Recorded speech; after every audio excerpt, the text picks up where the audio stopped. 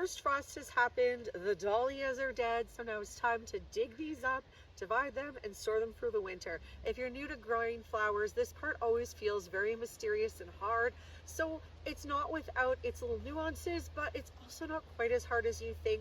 Let me show you how I do it. So first up, if you're in a warmer climate, you don't have to worry about your dahlias being completely dead from the frost. Say you live in some place like the BC or the Pacific Northwest, your dahlias might not look like this for a while, but if you wait too long, they're gonna get wet and rotted with all of the rain that you guys have. See, when you decide your dahlias are done, they're done.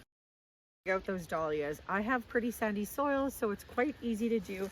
Now when I'm digging, I want to make sure that I'm not super close so that I'm not accidentally hurting the tubers. So I'll go like that, just sort of loosen it up.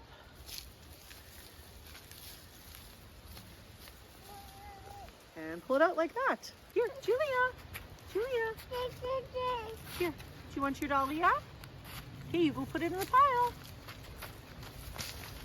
One thing I do with my dahlias that might be a little bit controversial is I have decided that I do not care what name a dahlia is.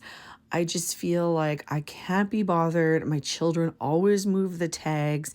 I maybe would like to have them organized by color, but just really in this age and stage, it feels impossible, and it's just like one more stressful thing that I don't need.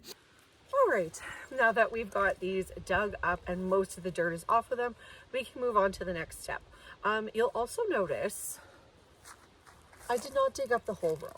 And this is because with the age and stage that I'm just in, I find that if I dig up the whole row, sometimes I won't be able to finish the whole row.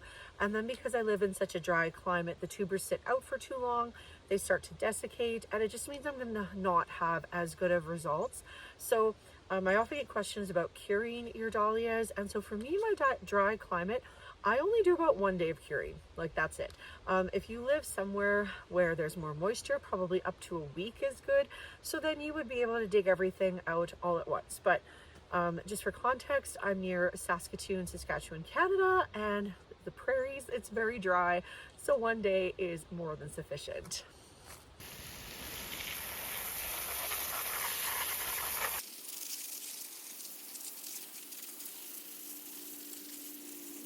So washing your tubers is a completely optional step. If you're not going to divide in this fall, I would actually recommend that you don't wash your tubers and just leave the soil on. I've had really good results with storing my tubers over winter with having that extra layer of soil to just help keep in the moisture. But if you are dividing in the fall, the reason I like it so much for, okay, one, aesthetics, like it just looks really a lot prettier when it's cleaned off, but two, it's just so much easier. I don't know if you can see, you can kind of see that little eye there. Like it's just easier to see all the eyes on your tuber and to make those divisions. But again, if you want to divide in the spring, the reason I like not taking the soil off and just leaving it as in the clump is those eyes will all get those little green shoots, and then it's also easy then to see where the eyes is, or sorry, to see where the eyes are. I think what's the hardest actually is when you dig up the tuber and you leave it sit and cure for a while and then you cut it up, and I feel like then the eyes have just shrunk that little bit and it's not quite as easy to tell, especially if you're new to it. All right, so now that we've bleached our clippers, we can take all of this off, just these extra little things we're not going to need. There we go. All right, and we can very easily see the eyes on this one. So every tuber needs a body, a neck, a head, and eyes. And if it doesn't have those things, it's not going to live. So here, I've snipped that off. And again, we've got our body, our neck, the head, and a couple of eyes there. This is a good bloomer. Let's do another one. So this tuber here is a bit thin for overwintering in Saskatchewan, but I'm going to try it. So again, we have our body, our neck, our head. We've got some eyes there. So I'm going to make a cut there and voila, a new tuber. Okay, last one. So we've got our body, the neck, a head, and we've got a couple eyes on here. Same thing. We're just going to go in and snip that.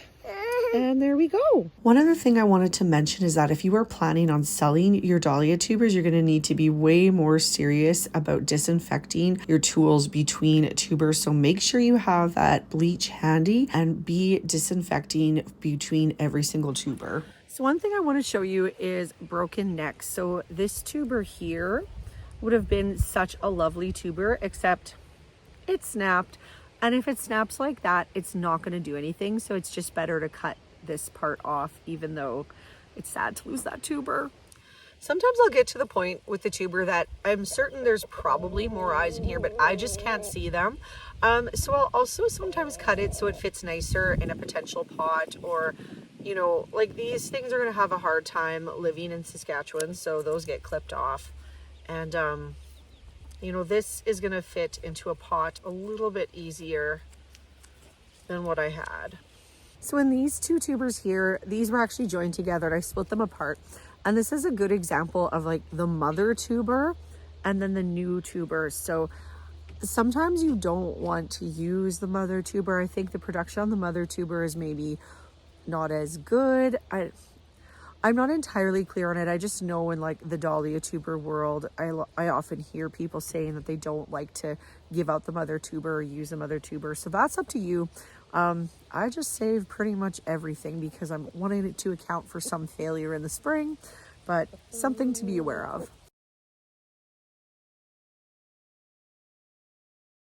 So now that all of these tubers are divided and cleaned up, we're just going to let them dry out overnight and then I'm going to put them away. But however, I do have some tubers I did yesterday that are ready to be put away today. So first step is to get a plastic bag, and I'm using a Rubbermaid container, but I also like using a cardboard box. Next, we're going to fill it up with a medium of choice. I still have peat moss from last year, so this is what I'm using, but a better, more environmentally friendly option would be coconut coir or wood shavings. So I'm going to try and switch over to those as soon as possible. So once we've got a nice little layer, then we can just put in our tubers. And it doesn't have to be fancy because I'm not caring about what type of tuber. I'm just placing my tubers kind of so they're not touching, but they're close together. Once I've got a nice layer like that, the next step is just to put some more peat moss on top, or whatever your medium is. Oh, I forgot to include vermiculite. That also is a good one to use. And then once you've got a nice layer on top, you just repeat the process all over again.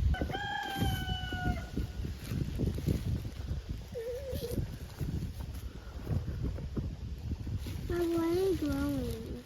Oh, these are Mommy's dahlia tubers. So that's all there's to it. The final step is to put that container with a lid on it into ideally a cold storage space, someplace that's between 3 degrees Celsius and 10 degrees Celsius. If you have a heated garage, that works well. And if you don't have either a cold storage space or a heated garage, if you have a small amount of tubers, you could try a fridge. I would definitely check them often. I would be a little bit worried about the moisture levels with that option. Or like this is such a last case scenario sort of thing. I have accidentally overwintered tubers by having them in a drafty corner of an old house. But again, I would not bet my whole tuber collection on that. But if you're just, you know, if you have small amounts, kind of an emergency, give it a try. All right, well, I hope you found that helpful. We'll see you in the next video. Bye-bye.